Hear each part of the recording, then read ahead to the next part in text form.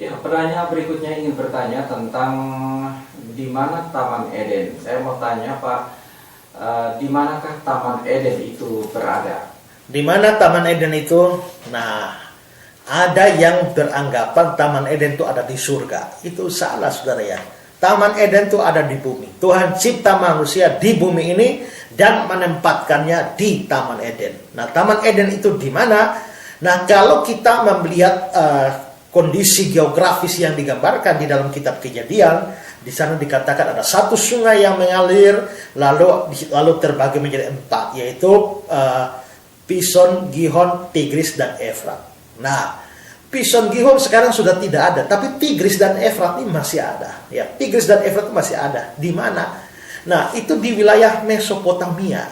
Mesopotamia itu di mana? Mesopotamia itu kira-kira diperkirakan sekitar negara Iran dan Irak sekarang ini, ya. Negara Iran dan Irak sekarang ini. Jadi itulah pusat Mesopotamia. Karena itu juga Abraham itu berasal dari Ur Kasdim di Mesopotamia, sehingga Abraham itu pasti aslinya itu adalah orang Irak gitu ya, orang Iran atau orang Irak. Lalu akhirnya pergi ke Palestina, ke tanah perjanjian. Nah, tetapi Taman Eden jelas ada di Mesopotamia, ya, kebudayaan manusia pada waktu itu. Jadi boleh dibilang bahwa Taman Eden ada di negara Irak atau Iran. Hanya lokasi persisnya sudah tidak bisa diketahui.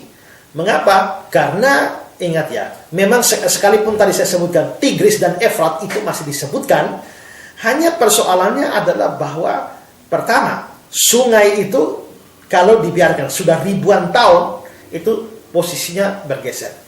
Sekalipun mungkin kita berharap bahwa pergeseran sungai itu tidak sangat jauh-jauh amat juga ya. Sungai Yordan yang sekarang yang ada di Israel sekarang, menurut hasil penggalian arkeologi itu telah bergeser sekian kilo dari posisi aslinya yang dicatat dalam perjanjian lama dan juga perjanjian baru. Ini sudah ribuan tahun. Apabila ada belokan seperti ini, begitu ada banjir, maka sini kikis, di sini tutup, sini kikis, sini tutup. Ya, ini artinya sungainya bergeser sehingga bisa bergeser sekian kilo.